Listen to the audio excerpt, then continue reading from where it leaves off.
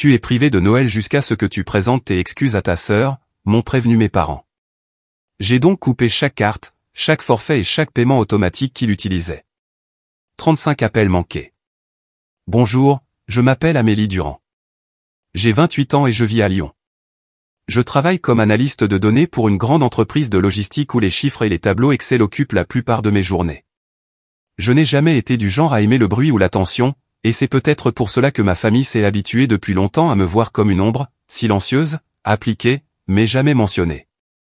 Le premier soir de décembre, alors que la neige tombait abondamment derrière ma fenêtre, recouvrant les rues du quartier du parc de la Tête d'Or, je me suis blotti sur le canapé avec une tasse de chocolat chaud à la main lorsque mon téléphone a commencé à vibrer. C'était ma mère. Au début, j'ai pensé que c'était un rappel pour la liste de cadeaux de Noël ou un simple appel pour prendre de mes nouvelles, mais sa voix était plus distante et plus froide que jamais. Tu es banni de Noël jusqu'à ce que tu présentes tes excuses à ta sœur, Chloé. À travers le bruit de fond provenant du haut-parleur du téléphone, je pouvais clairement entendre le tintement des verres, les sons joyeux de la musique de Noël et les rires de toute ma famille. Une fête se déroulait quelque part en banlieue, à Sceaux, dans la maison à 2 étages de mes parents, décorée de lumière scintillante depuis le début du mois. Seul moi était laissé de côté. J'ai essayé de rester calme et j'ai demandé pourquoi, bien que mon cœur battait la chamade. Ma mère a répondu d'un ton aussi ferme que si elle prononçait une sentence. J'avais embarrassé Chloé à sa fête d'anniversaire en octobre en mentionnant accidentellement l'énorme dette de carte de crédit qu'elle cachait. Je n'ai jamais eu l'intention de lui faire honte. Je ne pouvais tout simplement plus continuer à faire semblant de sourire alors que toute la famille louait son succès, sachant pertinemment que j'avais souvent été celle qui se démenait pour couvrir les paiements et dissimuler son insouciance. Ma gorge s'est nouée, non pas par peur, mais à cause de l'amertume qui montait en moi. Chloé, l'enfant chéri, toujours protégée par nos parents, autorisée à faire des erreurs autant de fois qu'elle le voulait et toujours pardonnée. Et moi, l'autre fille, celle qui, pendant des années, avait assumé presque toutes les factures du foyer, de l'électricité à l'assurance auto, en passant par Internet et les frais d'hospitalisation après la chirurgie cardiaque de papa. J'ai tout fait en silence, sans jamais attendre que quelqu'un le sache, sans jamais demander de remerciements. Et pourtant, maintenant, juste parce que j'avais dit une vérité que tout le monde évitait, j'étais chassé de ma propre maison à Noël.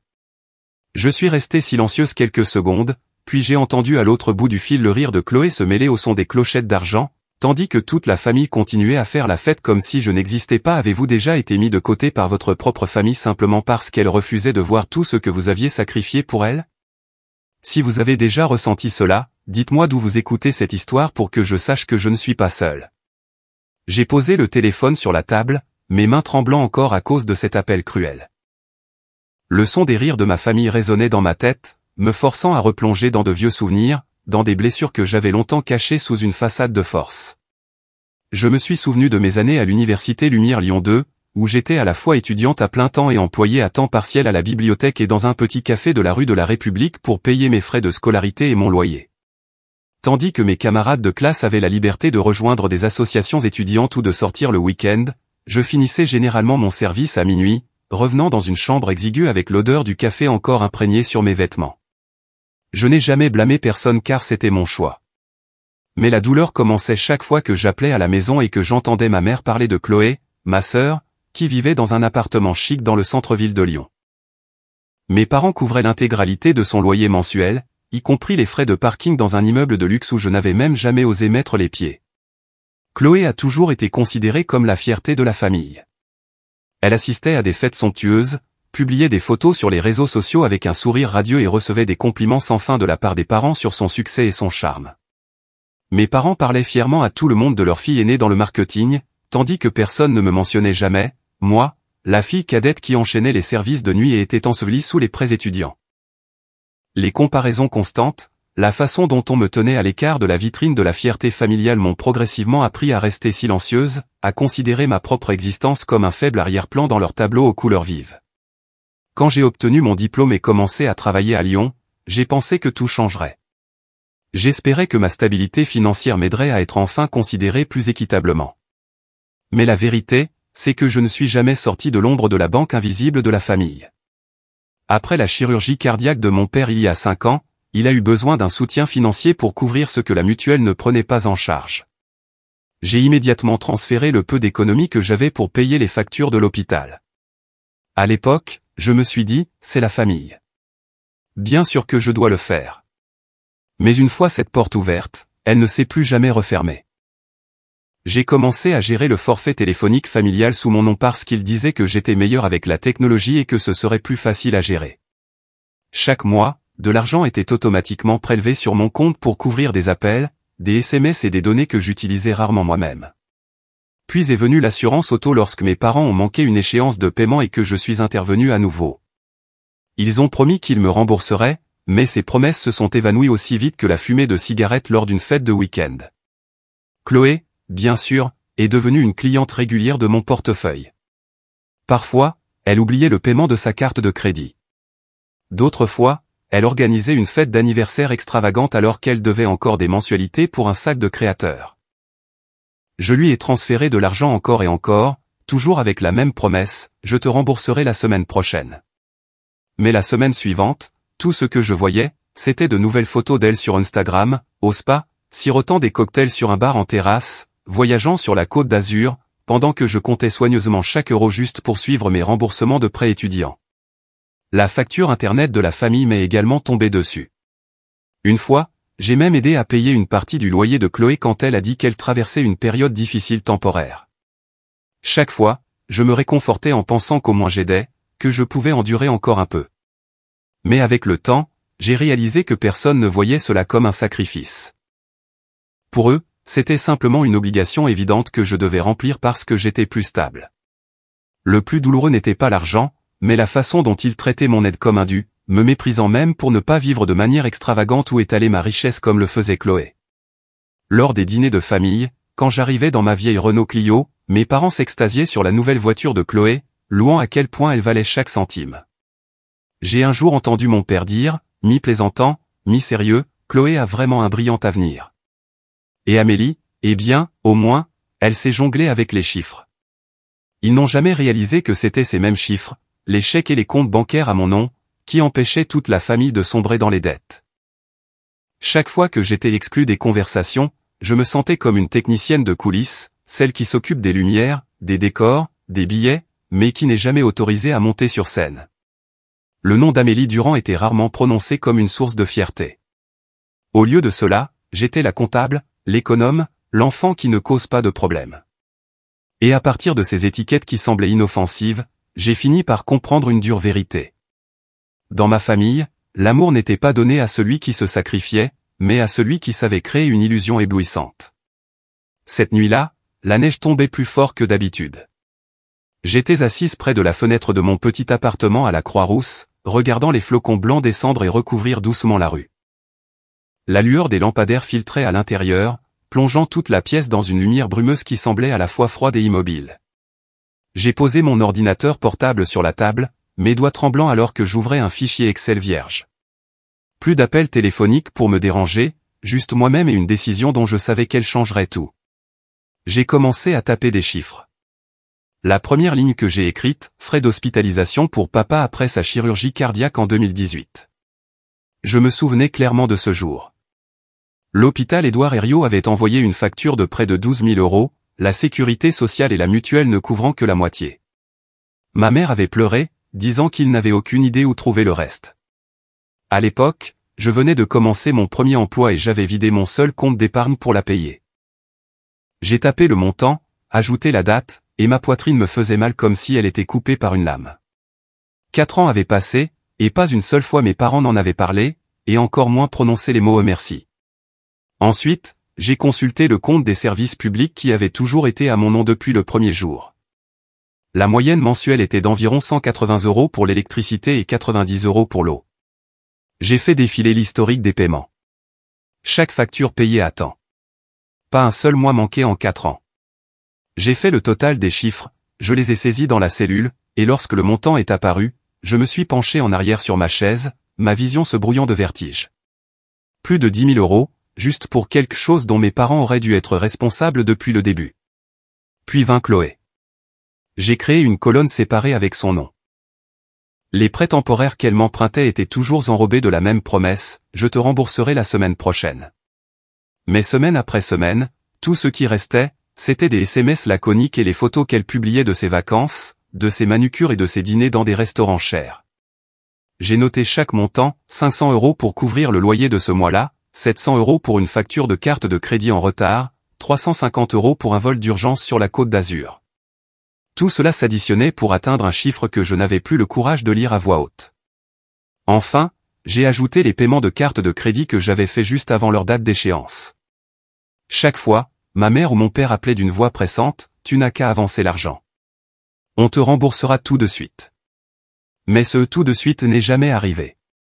J'avais toute une série de mails de confirmation de la banque. La preuve des fois où j'avais utilisé ma propre carte pour couvrir leur imprudence. Après 3 heures, ma feuille de calcul était remplie de chiffres, de dates, d'explications et des noms de ceux qui en avaient bénéficié. Quand j'ai cliqué sur la cellule du total, le chiffre final est apparu, 39 642 €. Je l'ai fixé, le cœur battant comme si chaque chiffre était une gifle. Près de 40 000 € en 4 ans, assez pour m'acheter une nouvelle voiture, verser un acompte sur un petit appartement ou poursuivre un programme de MBA. Mais au lieu de cela, cet argent avait disparu dans les factures de ma famille, les folies de Chloé et des dépenses que personne ne reconnaîtrait jamais. J'ai cliqué sur enregistrer sous et j'ai intitulé le fichier dépenses familiales 2018 à 2022. J'ai imprimé chaque page et les ai glissées dans un dossier bon marché que j'avais acheté chez Monoprix. Chaque feuille bruissait comme le rappel d'une nouvelle entaille dans mon cœur. J'ai fait une pause, pris une profonde inspiration et pensé à Hélène, ma mentor au travail. Elle m'avait dit un jour lors d'une réunion privée, « Amélie, les limites ne sont pas de la cruauté. C'est de l'amour avec une colonne vertébrale. Si tu continues à tout porter, non seulement tu vas t'épuiser, mais tu leur voleras aussi la chance d'apprendre la responsabilité. » À l'époque, j'avais simplement hoché la tête. Mais maintenant, ces mots résonnaient dans mon esprit plus fort que jamais. J'ai posé le dossier sur la table, me suis penché en arrière sur ma chaise et j'ai regardé les lumières de Noël qui brillaient depuis l'appartement d'en face. À ce moment-là, j'ai su que j'avais pris une décision sur laquelle je ne pourrais jamais revenir. J'allais transformer les conseils d'Hélène en action. J'allais tout couper, les cartes, les forfaits, les prélèvements automatiques. S'il me voyait comme une banque vivante, alors cette banque allait fermer pour de bon.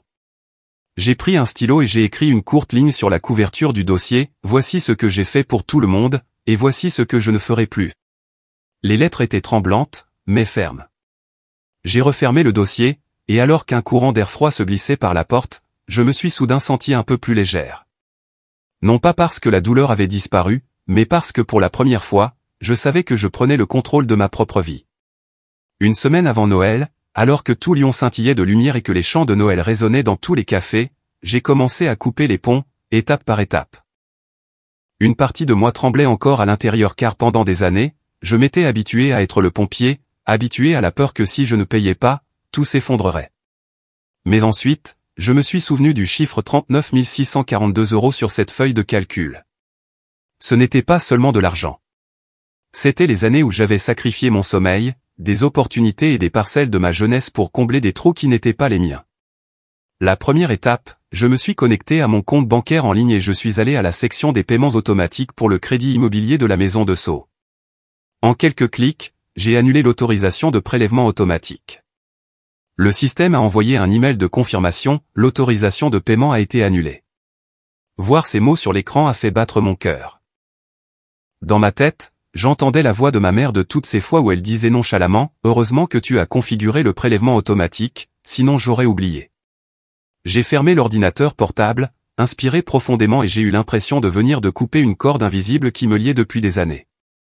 Le lendemain, je suis allé à la boutique Orange près de mon appartement. J'ai présenté ma carte d'identité et j'ai dit à l'employé que je voulais diviser le forfait téléphonique familial en comptes séparés. Il m'a regardé et a demandé, « Vous êtes sûr ? » Actuellement, le compte a 4 lignes actives. J'ai hoché la tête, ma main se resserrant sur mon sac à main. Je veux juste garder mon propre numéro. Les autres peuvent ouvrir des comptes à leur propre nom. La procédure a duré près d'1 heure, mais lorsque j'ai signé le formulaire final, j'ai senti une vague de fraîcheur traverser mon corps. Pour la première fois depuis des années, je ne payais plus pour des appels, des SMS et des chats vidéo que je n'avais jamais fait. Ensuite, ce fut le tour des factures d'électricité et d'Internet. Je me suis connecté à mes comptes EDF et Orange et j'ai retiré ma carte des options de paiement, une par une. Je me souvenais si clairement des fois où ma mère disait « Oh, la connexion est si rapide. Tu es si doué pour choisir ce forfait », sans jamais réaliser que c'était moi qui luttais pour payer le forfait premium juste pour que Chloé puisse regarder des films en streaming et travailler à distance sans interruption. Quand les mots « aucun moyen de paiement enregistré » sont apparus à l'écran, je me suis penché en arrière sur ma chaise, j'ai fermé les yeux et j'ai senti comme si un lourd poids avait enfin été levé de mes épaules. La partie la plus difficile a été d'annuler la carte bancaire secondaire que Chloé utilisait encore. J'ai appelé la banque, fourni les détails de mon compte et demandé une annulation immédiate. Le représentant a demandé « En êtes-vous certaine ?» La titulaire de la carte secondaire a effectué plusieurs transactions ce mois-ci. J'ai eu un petit rire et j'ai dit « C'est exactement pour ça que je dois l'annuler ». Lorsque l'agent a confirmé que la carte avait été désactivée, j'ai imaginé Chloé la passant dans une boutique pour voir le mot « refusé » clignoter sur l'écran. Cette pensée m'a laissé à la fois triste et étrangement soulagé, comme si justice avait enfin été rendue dans les petites limites de mon propre monde. Je ne voulais pas que ma famille tombe dans un chaos complet. Une partie de moi avait encore des sentiments pour eux, même s'ils s'étaient effilochés.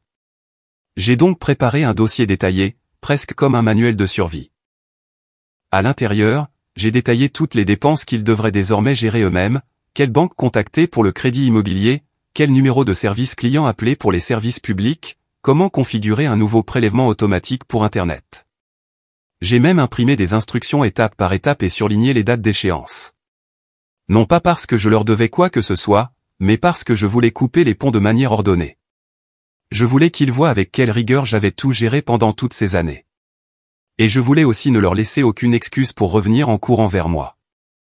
En empilant les pages dans un dossier bleu, j'ai écrit une seule ligne sur la couverture, « Instruction pour prendre ses responsabilités ».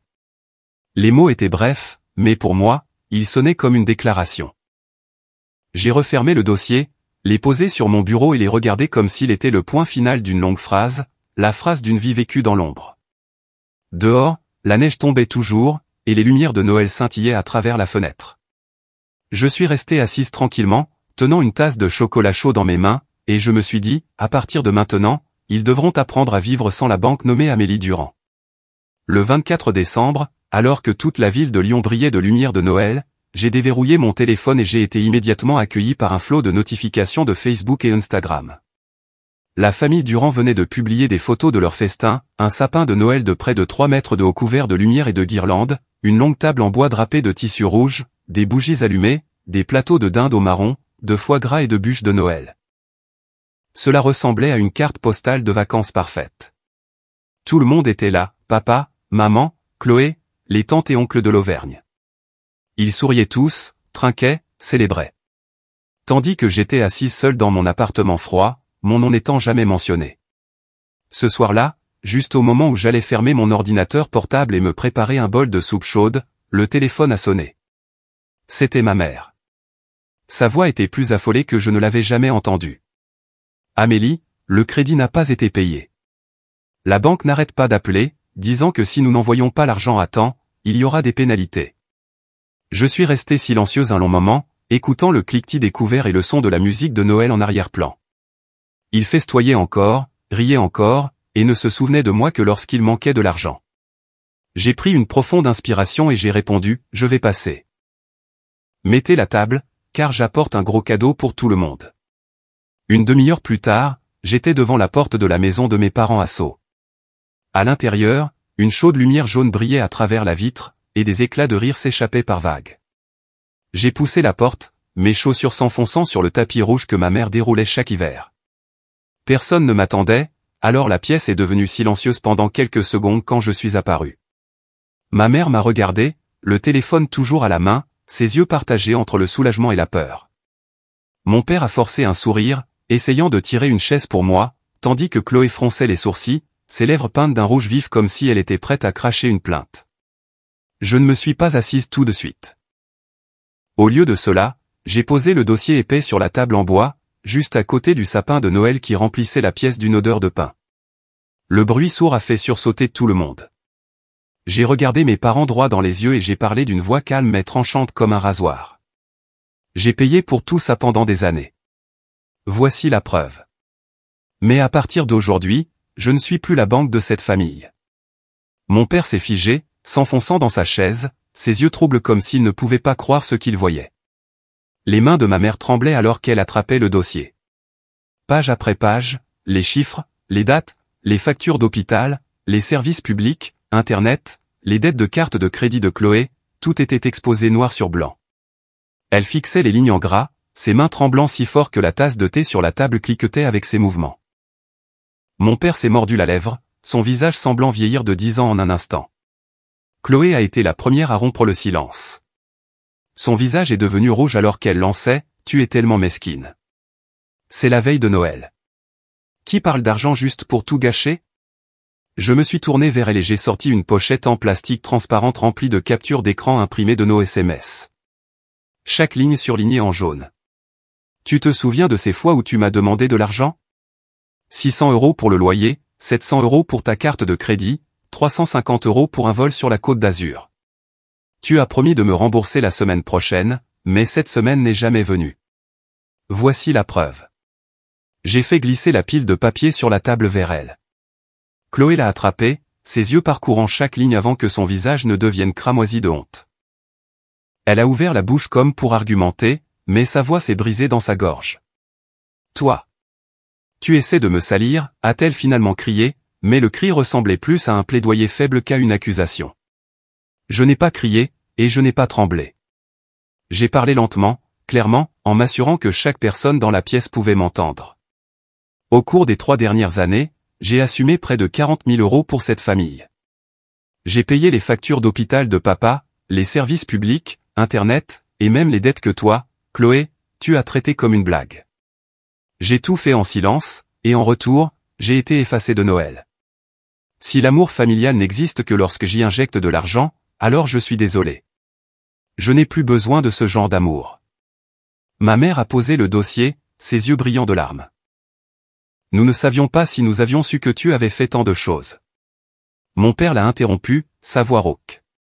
Je pensais que Chloé s'en occupait elle-même. J'ai secoué la tête, le coupant. Non. C'était tout moi. Et j'ai attendu 3 ans juste pour entendre un seul merci. Au lieu de cela, j'ai eu un bannissement. L'air dans la pièce s'est épaissi, brisé seulement par le faible crépitement des bougies. Chloé s'est mordu la lèvre et a détourné le regard.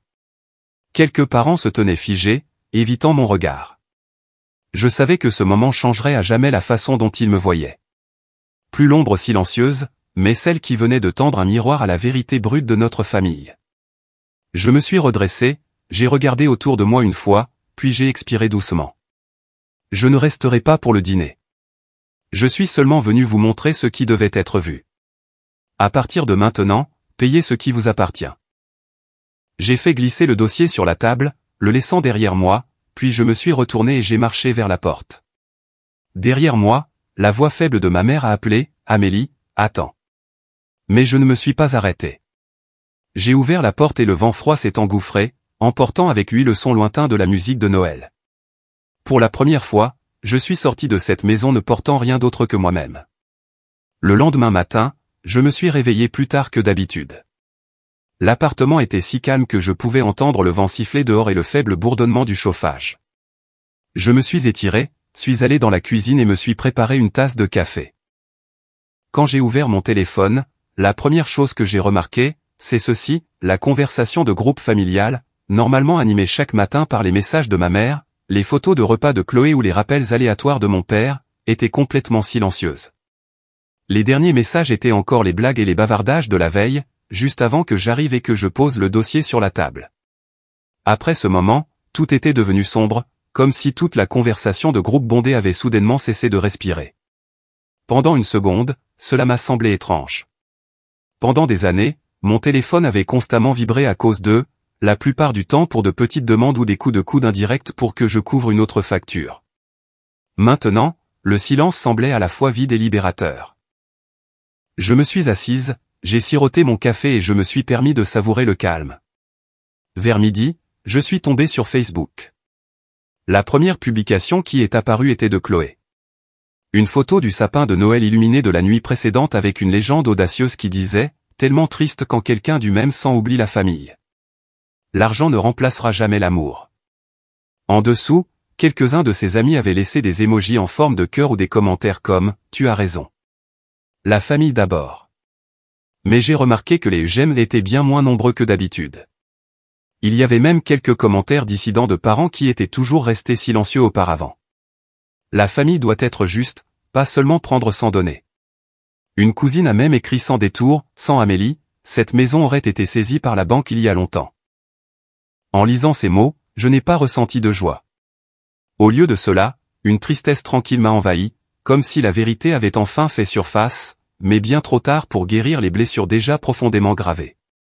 Chloé serait sans doute furieuse d'avoir perdu l'auréole dans laquelle elle s'était toujours prélassée, mais je n'avais plus l'énergie de m'en soucier.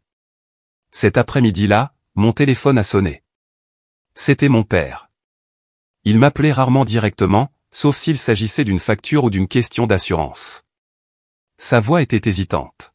« Amélie, je dois te demander quelque chose. » « Comment ? Comment on configure un prélèvement automatique pour le crédit ? Je ne l'ai jamais fait. J'ai toujours compté sur toi.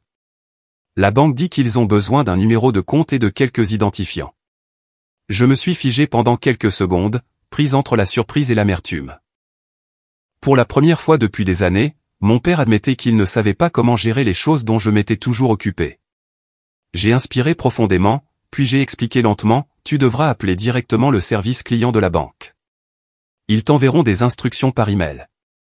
Tu devras utiliser ton propre nom pour vérifier. Il est resté silencieux un moment, puis a dit doucement, merci. Après avoir raccroché, je suis resté assise sur ma chaise. Au fond de moi, je savais que cet appel n'était pas seulement une question technique. C'était le premier signe de changement, un aveu silencieux que je n'étais plus leur bouée de sauvetage par défaut. Ce soir-là, j'ai reçu un message de ma mère. Juste une ligne, courte mais lourde de sens. Je n'avais jamais réalisé que tu faisais autant. Nous allons essayer de gérer les choses nous-mêmes. Je l'ai lu et relu. Pas d'excuses, pas de remerciements clairs, mais pour ma mère, le simple fait d'admettre qu'elle n'avait jamais réalisé était déjà un grand pas. J'ai posé mon téléphone sur la table et j'ai fermé les yeux. Des larmes ont coulé, non pas de douleur, mais parce qu'enfin, une partie de la vérité les avait atteints. Le lendemain, la conversation de groupe familial était toujours silencieuse. Plus de notifications constantes. Plus de messages enjoués. Seulement un long et lourd silence.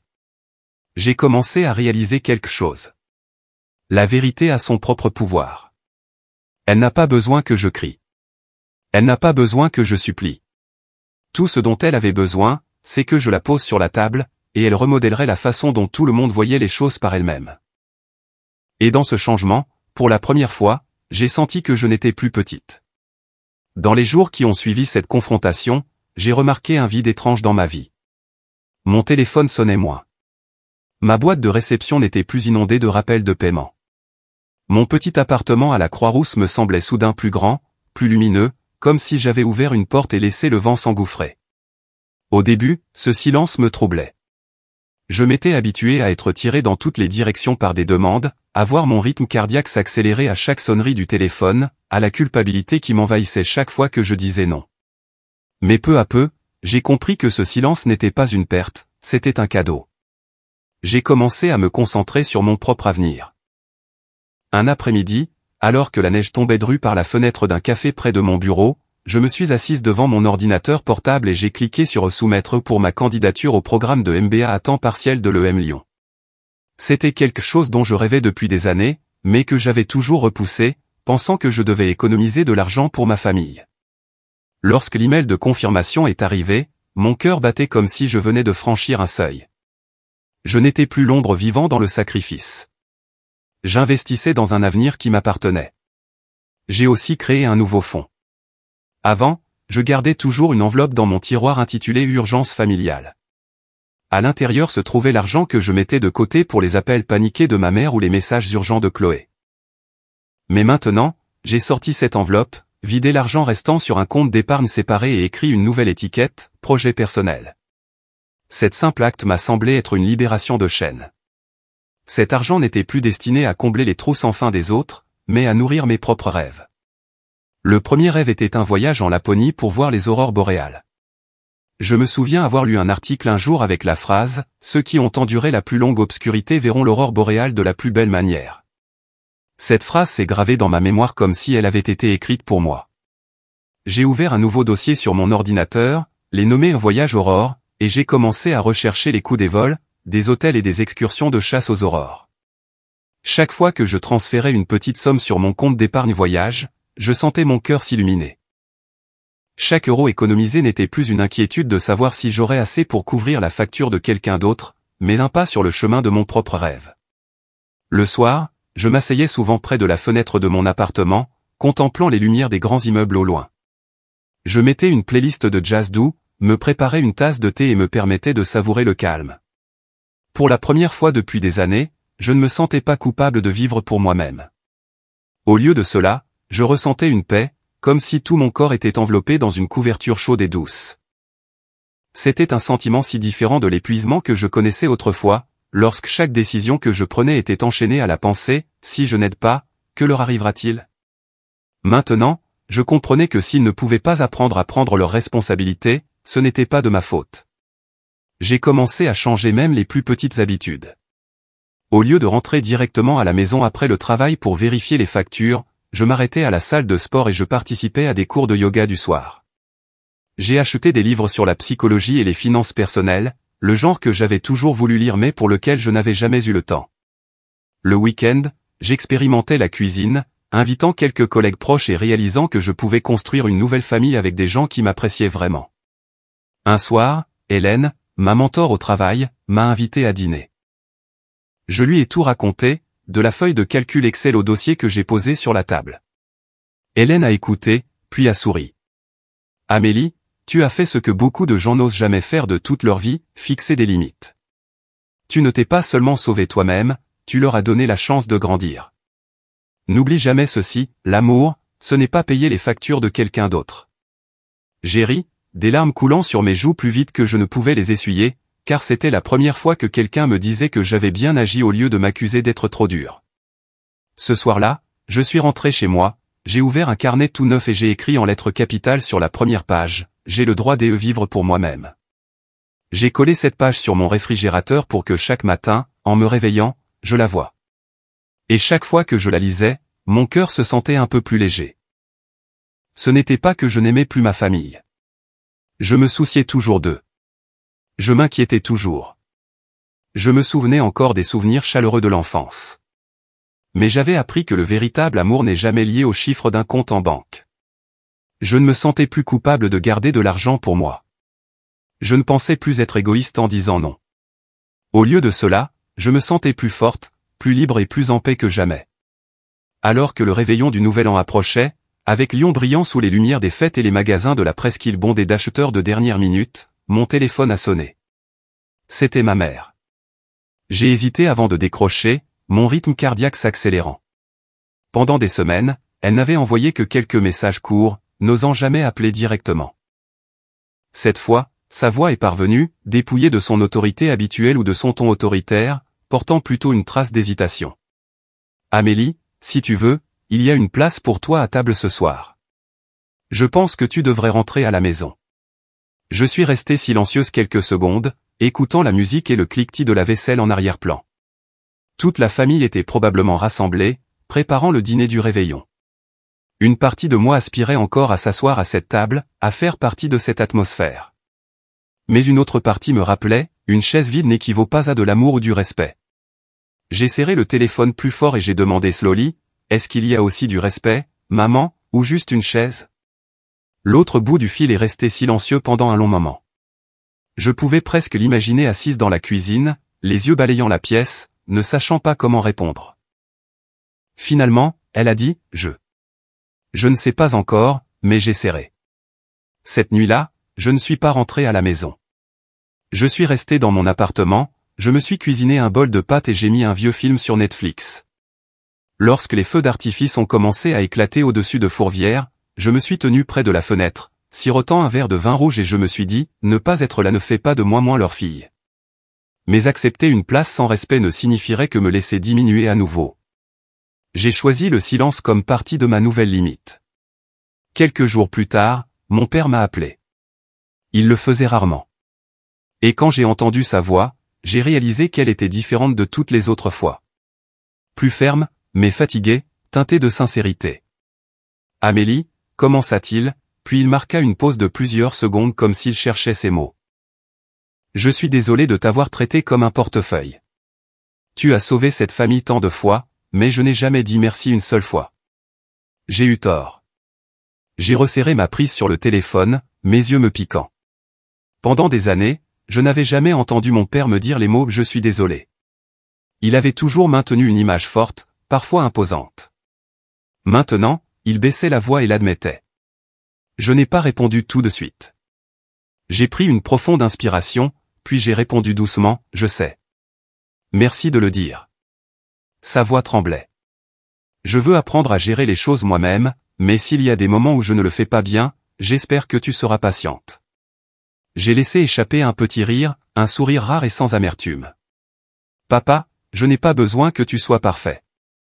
Je veux juste être respecté. Note, il y a une répétition dans le texte source ici, je la traduis comme elle apparaît.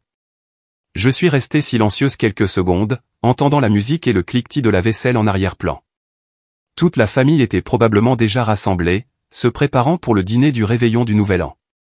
Une partie de moi aspirait encore à m'asseoir, à faire partie de cette atmosphère. Mais une autre partie me rappelait, une chaise vide n'équivaut pas à de l'amour ou du respect. J'ai serré le téléphone plus fort et j'ai demandé lentement, est-ce qu'il y a aussi du respect, maman, ou juste une chaise? Le silence à l'autre bout du fil s'est prolongé. Je pouvais l'imaginer assise dans la cuisine, jetant des coups d'œil autour d'elle, ne sachant pas comment répondre. Finalement, elle a dit, Je ne sais pas encore, mais j'essaierai. Cette nuit-là, je ne suis pas rentré à la maison. Je suis resté dans mon appartement, je me suis cuisiné un bol de pâtes et j'ai mis un vieux film sur Netflix. Lorsque les feux d'artifice ont commencé à éclater dans le ciel de Lyon, je me suis tenu près de la fenêtre, sirotant un verre de vin rouge et je me suis dit que ne pas être là ne faisait pas de moi moins leur fille. Mais accepter une chaise sans respect ne signifierait que me laisser diminuer à nouveau. J'ai choisi le silence comme partie de ma nouvelle limite. Quelques jours plus tard, mon père m'a appelé. Il le faisait rarement, et quand j'ai entendu sa voix, j'ai réalisé qu'elle était différente de toutes les autres fois. Plus ferme, mais fatiguée avec un fil de sincérité. « Amélie » commença-t-il, puis il marqua une pause de plusieurs secondes, comme s'il cherchait ses mots. « Je suis désolé de t'avoir traité comme un portefeuille. Tu as sauvé cette famille tant de fois, mais je n'ai jamais dit merci une seule fois. J'ai eu tort. » J'ai serré le téléphone, mes yeux me piquant. Pendant des années, je n'avais jamais entendu mon père me dire les mots « je suis désolé ». Il s'était toujours montré fort, voire autoritaire. Maintenant, il baissait la voix et l'admettait. Je n'ai pas répondu tout de suite. J'ai juste pris une profonde inspiration et j'ai répondu doucement « je sais. Merci de le dire. » Sa voix tremblait. Je veux apprendre à m'occuper des choses moi-même, mais s'il y a des moments où je n'y arrive pas, j'espère que tu seras patiente.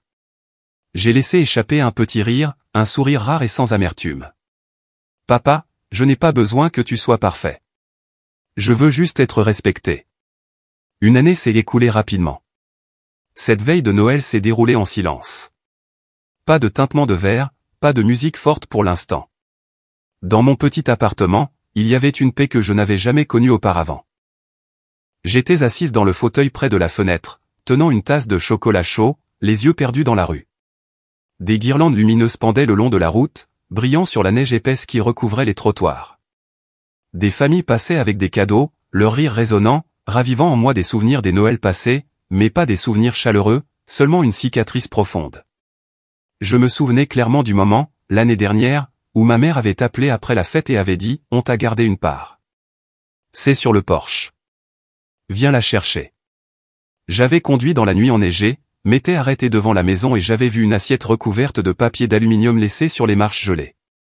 Dessus, il y avait quelques tranches de dinde froide, une cuillerée de purée durcie et un biscuit craquelé.